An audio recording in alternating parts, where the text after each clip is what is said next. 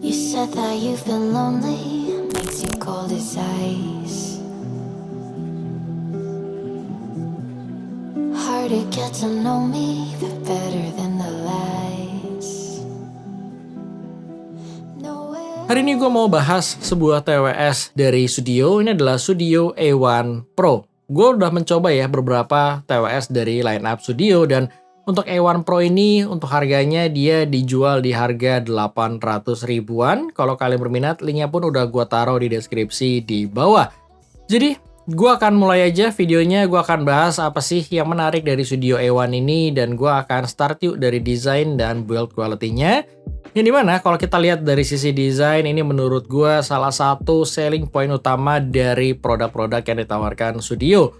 Kalau kalian buka website Sudio, kalian akan langsung melihat website tersebut tuh mempunyai desain yang sangat estetik ya. Jadi gue ngerasa desainnya itu keren dan anak muda banget. Jadi kalau kalian melihat desain dan pilihan warnanya tuh, dia menawarkan desain yang minimalis dengan warna-warna pastel yang dimiliki di semua produk Sudionya, termasuk di Sudio A1 Pro ini. Kalau kalian lihat di kamera, ini kayak warna putih ya, padahal ini warnanya tuh kayak sand, kayak warna pasir gitu. Dan gue ngerasa warna ini tuh warna favorit gue dari lineup A1 Pro ini ya. Jadi di A1 Pro ini menawarkan beberapa pilihan warna yang bisa kalian lihat kurang lebih seperti ini untuk pilihan warnanya. Dan juga untuk dari sisi desainnya, gue ngerasa ini TWS yang punya desain yang cukup simpel. Mungkin sekilas dia akan mirip dengan TWS pada umumnya ya, tapi yang gue ngerasakan sedikit berbeda adalah dari sisi charging portnya yang biasanya tuh terletak di sisi bagian bawah. Ini dia menaruh di bagian samping yang menurut gue dengan desain yang seperti ini tuh akan lebih gampang kalau kalian nge-charge TWS ini. Di bagian bawah ada tombol buat reconnect atau tombol reset yang which is jarang kalian pakai ya. Dan kemudian di bagian depan sini ada logo Sudio dan ada LED kecil untuk menandakan status indikator pada case-nya ini. Kemudian untuk build quality-nya, meskipun ini punya bahan material plastik, tapi ini berasa solid banget ya. Jadi kalau kalian buka untuk tutup engselnya ini, kalian tuh akan merasa ini tuh tutup engselnya kayak ada pegas atau pernya itu yang bisa membuat feel-nya itu berasa solid dan gak ada goyangnya sama sekali ya. Jadi build quality-nya gue juga ngerasa Sudio ini mempunyai build quality yang sangat proper.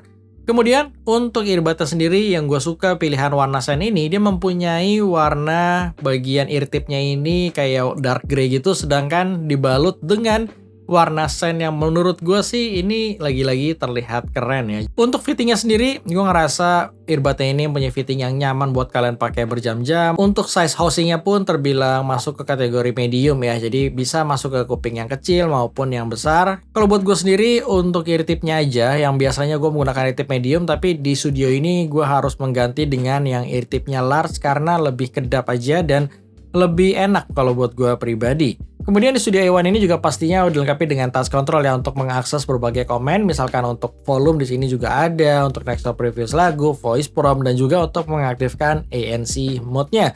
Di Sudio A1 Pro ini juga dilengkapi dengan teknologi ANC ya, dan untuk kualitas ANC-nya sendiri menurut gue di sini terbilang oke, fitur yang nice to have, tapi memang dia bukanlah yang terbaik kalau untuk melihat dari sisi performance dari ANC-nya, karena ada beberapa TWS di luar sana yang menawarkan performance ANC yang lebih baik pastinya, tapi gue sendiri nggak akan ngerasa ada masalah karena memang ANC ini sudah cukup bisa mereduce suara-suara ambient noise, misalkan kayak ada suara kipas. Ketika gue mengaktifkan ANC-nya, dia bisa mereduce sekitar mungkin 30-40% lebih hening dibandingkan tidak menggunakan ANC-nya. Sayangnya untuk fitur ambient mode di sini masih absen ya, jadi hanya ada fitur ANC mode-nya aja. Kemudian selanjutnya untuk fitur-fitur lainnya seperti kodek Bluetooth-nya, dia menggunakan Bluetooth versi terbaru yang disupport dengan kodek SBC dan AAC.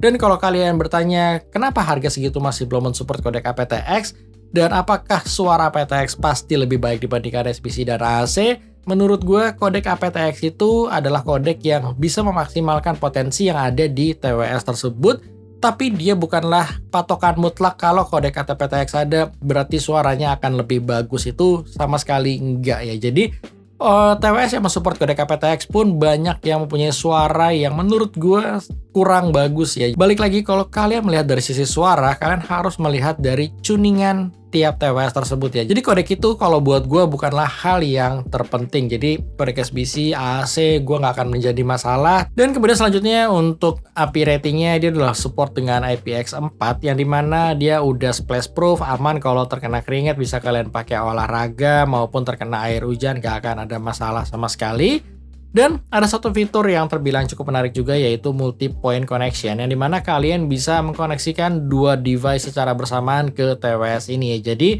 misalkan kalian menggunakan satu di laptop, satu di handphone kalian ketika kalian mendengarkan lagu di laptop kalian, dan ketika ada panggilan masuk kalian tetap bisa mengangkat langsung panggilan telepon tanpa harus mereconnect TWS ini ke smartphone kalian. Kemudian selanjutnya untuk performance dari latensinya sendiri di sini terbilang oke untuk berbagai macam multimedia, tapi memang dia bukan didesain untuk gaming ya. Jadi kalau kalian pakai untuk competitive gaming, gua rasa di sini masih kurang proper. Tapi kalau kalian pakai buat casual gaming seperti Mobile Legends ataupun game-game lain yang nggak memerlukan latensi yang tinggi ya, nggak memerlukan latensi yang rendah, gua rasa di sini masih aman. Tapi yang jelas kalau hanya sekedar kalian pakai buat nonton YouTube, nonton Netflix, dialognya itu masih berjalan enak dan lancar ya. Jadi untuk suara yang dihasilkan dan juga untuk gambar yang kalian lihat itu masih cukup presisi dan gua nggak merasa adanya masalah dari sisi latensinya.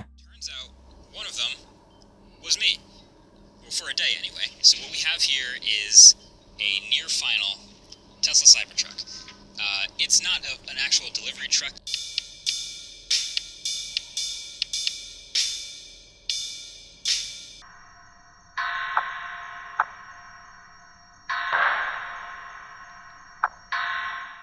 Oke, dan sekarang gue lagi ngetes ya mengenai kualitas built-in microphone Studio A1 Pro ini. Di atas kertas spek mikrofonnya dia mempunyai dua buah total mikrofon, satu di kiri dan satu berada di sisi kanan, dan dia juga dilengkapi dengan teknologi ANC.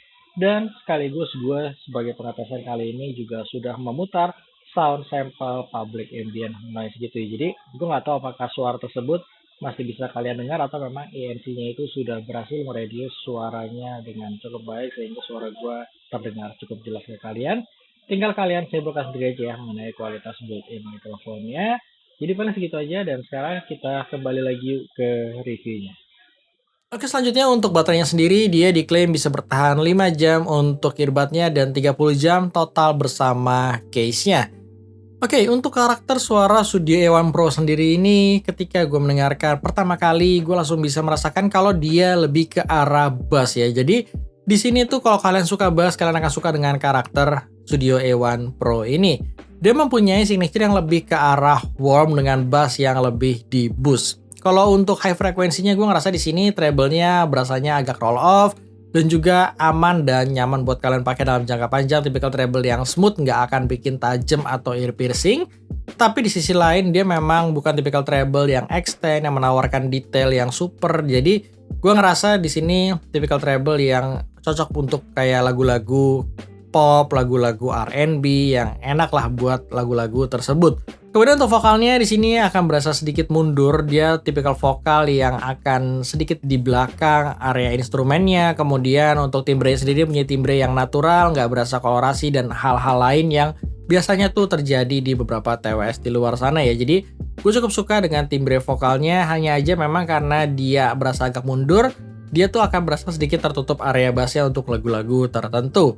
Kemudian untuk sisi bassnya seperti yang udah gue mention, dia mempunyai bass yang menggelegar yang dari sisi kuantitasnya itu melimpah ya. Jadi ini tipikal TWS yang cocok kalau kalian suka lagu-lagu bass seperti R&B, EDM atau lagu-lagu hip hop party lainnya. Ini tuh TWS yang akan fit untuk lagu-lagu tersebut. Kemudian untuk powernya sendiri di sini juga terbilang lumayan besar ya untuk powernya. Jadi untuk indoor gue hanya membutuhkan sekitar 50%, 60%, dan untuk outdoor gue hampir jarang menggunakan di 100%, paling mentok juga di 80%. Dia udah bisa menghasilkan suara yang cukup kenceng. Oke, jadi itu aja ya yang gue rasakan dari Studio A1 Pro ini. Overall sih gue ngerasa ini TWS yang cukup solid, mempunyai desain yang estetik dengan sound quality yang lebih mengarah ke arah bass atau bass head. Dan kalau kalian ngerasa cocok dengan segmennya, kalian bisa langsung aja beli TWS ini dengan link yang udah gue sertakan di deskripsi di bawah. Thank you buat kalian nonton dan sampai ketemu di review gue selanjutnya.